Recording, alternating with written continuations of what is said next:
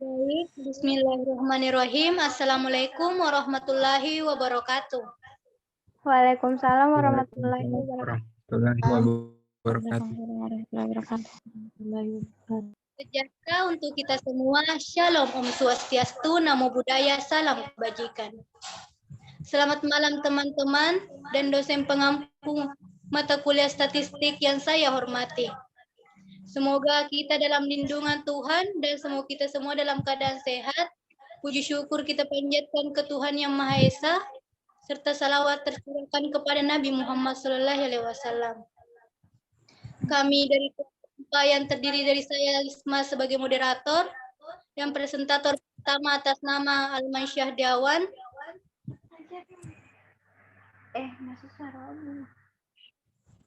Pada kesempatan ini kami akan mempresentasikan makalah kami yang berjudul penelitian. Kepada Alman Syahdiawan dipersilahkan.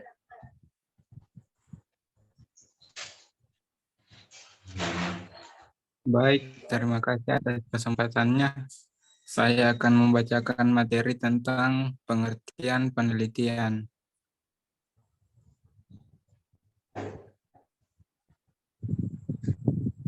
Penelitian secara umum dan pendapat ahli. Penelitian adalah terjemahan dari kata Inggris research. Kata research sendiri berasal dari kata re yang berarti kembali dan to search yang berarti mencari. Penelitian adalah pencarian atas suatu atau inquiry secara sistematis dengan penekanan bahwa pencarian ini dilakukan terhadap masalah-masalah yang dapat dipecahkan.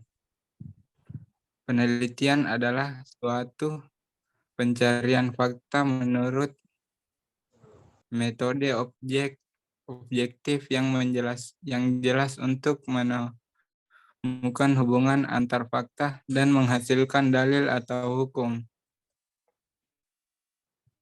Penelitian adalah suatu metode untuk menemukan kebenaran, sehingga penelitian juga merupakan metode berpikir secara kritis.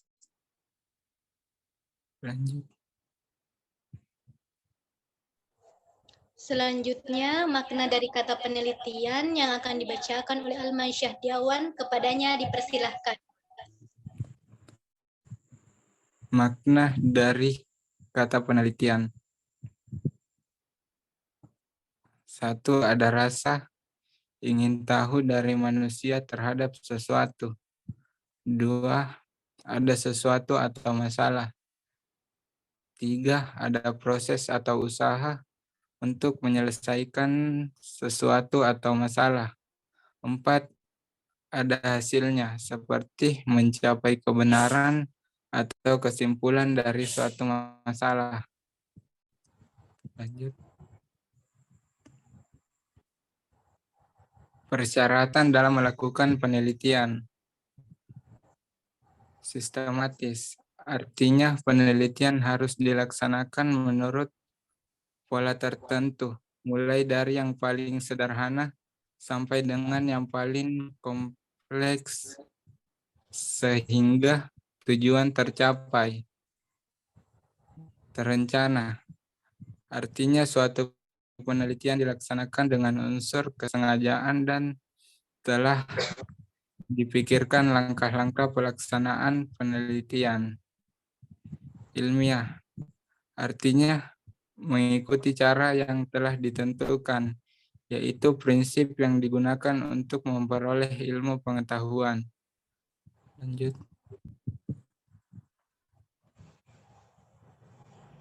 Kriteria penelitian. Pelaksanaan penelitian harus dirancang secermat mungkin. Si peneliti harus mempunyai keahlian. Topik penelitian harus objektif, memerlukan kehati-hatian dan kesabaran.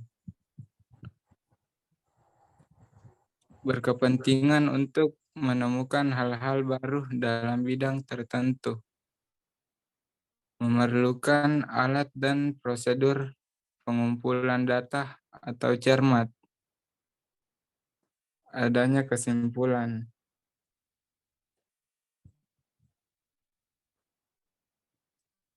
Tujuan pokok penelitian eksploratif adalah suatu penelitian bertujuan menemukan hal yang baru dalam bidang tertentu. Verifikatif adalah suatu penelitian yang dilakukan untuk menguji kebenaran suatu dalam bidang yang telah ada. Pengembangan adalah melakukan pengembangan terhadap ilmu pengetahuan yang telah ada. Tujuan penulisan untuk karya ilmiah, skripsi, tesis, dan disertasi. Makasih atas pembacaan materi dari Alman. Selanjutnya jenis-jenis penelitian yang akan dibacakan oleh Nur Afiati, kepadanya dipersilahkan. Baik, terima kasih atas kesempatan yang diberikan. Saya akan membacakan materi kedua, yaitu jenis-jenis penelitian. Untuk yang pertama, penelitian berdasarkan hasil yang ingin dicapai. Terbagi atas dua, yaitu penelitian dasar dan penelitian terapan. Penelitian dasar adalah penelitian yang mempunyai alasan intelektual dalam rangka memperluas ilmu pengetahuan manusia, tidak untuk membuat atau menciptakan sesuatu. Yang kedua, penelitian terapan adalah penelitian yang mempunyai alasan praktis, keinginan untuk mengetahui, bertujuan agar dapat melakukan sesuatu yang jauh lebih baik, lebih efektif dan efisien.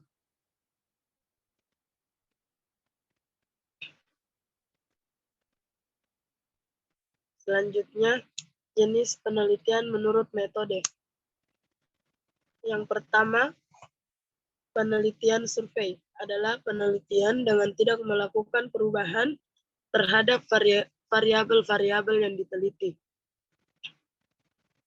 Yang kedua, penelitian ex post facto adalah penelitian dengan penyelidikan secara empiris yang sistematik, di mana peneliti tidak mempunyai kontrol langsung terhadap variabel-variabel bebas karena sukar dimanipulasi.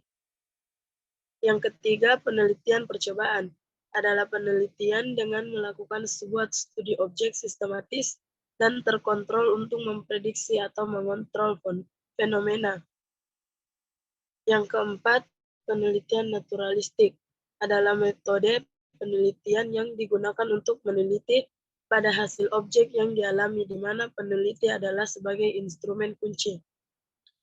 Yang kelima, penelitian polis adalah suatu proses penelitian yang dilakukan pada suatu analisis terhadap masalah sosial uang mendasar. Yang keenam, penelitian tindakan adalah suatu penyelidikan dalam konteks usaha yang fokus pada peningkatan kualitas organisasi serta kinerjanya. Yang ketujuh, pengertian evaluasi adalah untuk membandingkan suatu kejadian, kegiatan, dan produk dengan standar dan program yang ditetapkan. Yang kedelapan, penelitian sejarah berkenan dengan analisis yang logis terhadap kejadian-kejadian yang berlangsung di masa lalu. Selanjutnya, jenis penelitian menurut tingkat eksplanasi. Yang pertama, penelitian deskriptif. Penelitian deskriptif adalah penelitian yang dilakukan untuk mengetahui nilai variabel mandiri, baik satu variabel atau lebih tanpa membuat perbandingan dengan variabel lain. Yang kedua, penelitian komparatif adalah suatu penelitian yang bersifat membanding. Variabelnya masih sama dengan penelitian variabel mandiri, tetapi untuk sampel yang lebih dari satu atau dalam waktu berbeda. Yang ketiga, penelitian asosiatif atau hubungan merupakan penelitian yang bertujuan untuk mengetahui hubungan antara dua variabel atau lebih. Dengan ini, maka akan dapat dibangun suatu teori yang berfungsi untuk menjelaskan, meramalkan, dan mengontrol suatu gejala. Terakhir, jenis penelitian menurut jenis data. Yang pertama, jenis kualitatif, yaitu data yang berbentuk kalimat. Yang kedua, jenis kuantitatif, yaitu data yang berbentuk angka. Dan yang terakhir, gabungan, data yang berbentuk kalimat dan angka. Saya kembalikan kepada moderator. Terima kasih atas pembacaan materi dari Nur Afiati. Selanjutnya, metodologi penelitian kepada presentator Putri Anggreni dipersilahkan.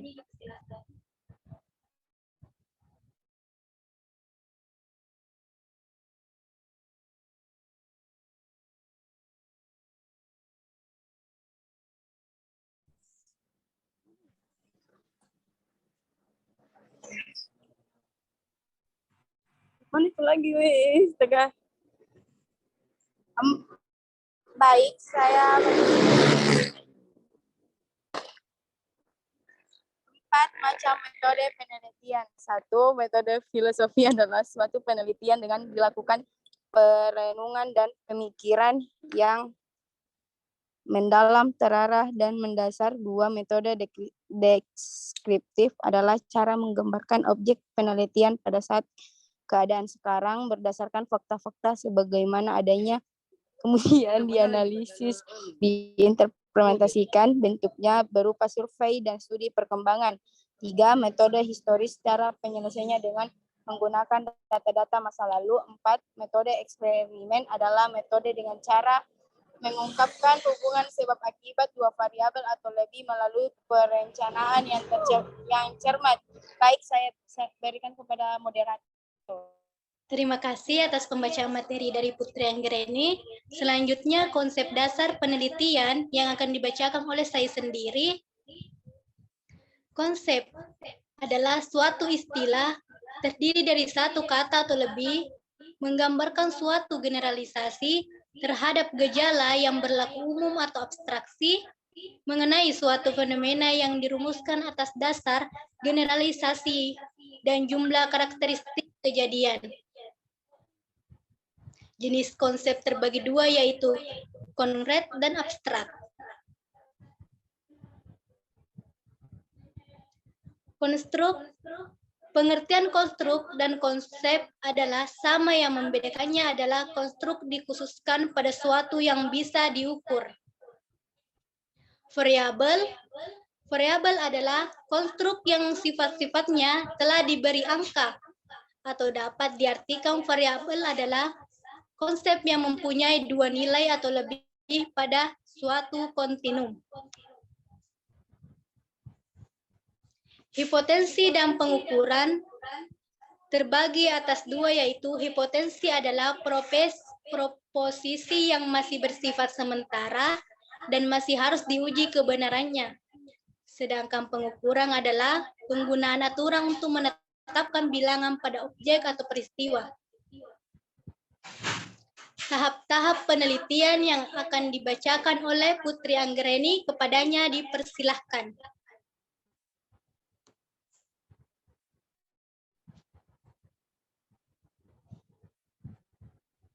Kepada Putri Anggreni.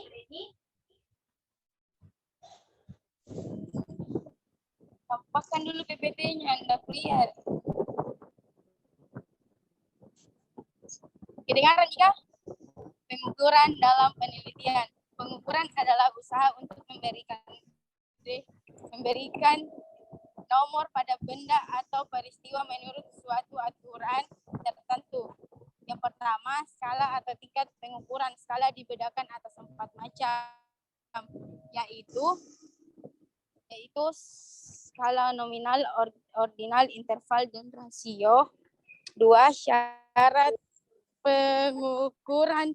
Terdapat 2 syarat utama yang harus dipenuhi oleh alat ukur untuk memperoleh suatu pengukuran yang cermat, yaitu reliabilitas dan validitas. Baik, saya serahkan kepada moderator. Terima kasih, dan selanjutnya alat-alat pengumpulan data yang masih dibacakan oleh Putri Anggreni, kepadanya dipersilahkan.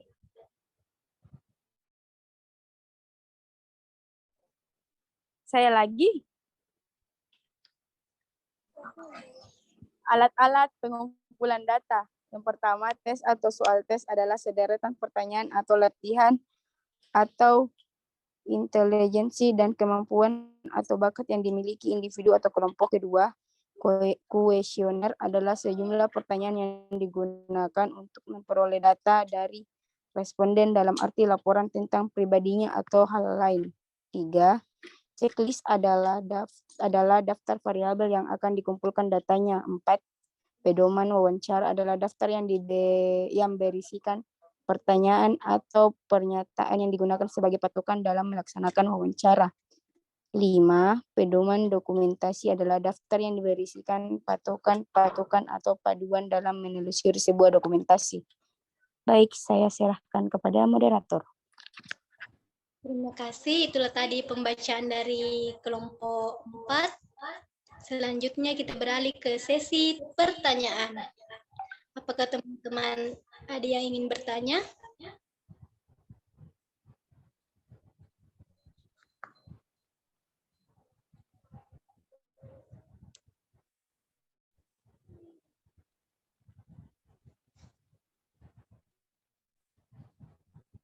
Oke, kepada Saudari Ira, kita persilahkan untuk bertanya. Baik, terima kasih atas kesempatan yang diberikan. Perkenalkan, saya Irawati dari kelompok 1. Pertanyaan saya adalah, bagaimana hubungan antara penelitian dan statistika?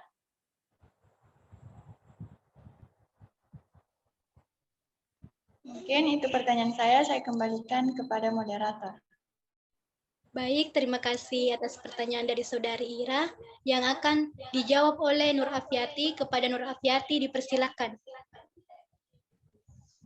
Baik, terima kasih atas kesempatan yang diberikan.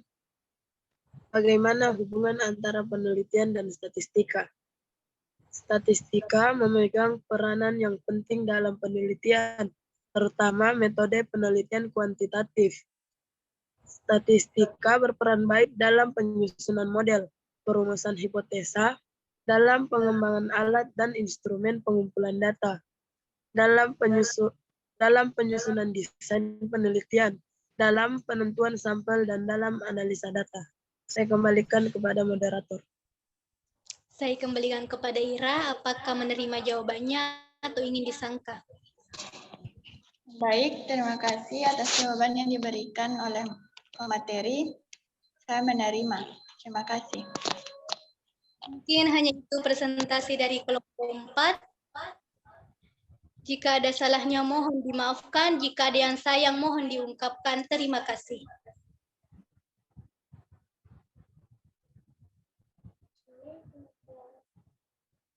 Akhir kata, Assalamualaikum warahmatullahi wabarakatuh. Waalaikumsalam. Waalaikumsalam warahmatullahi wabarakatuh.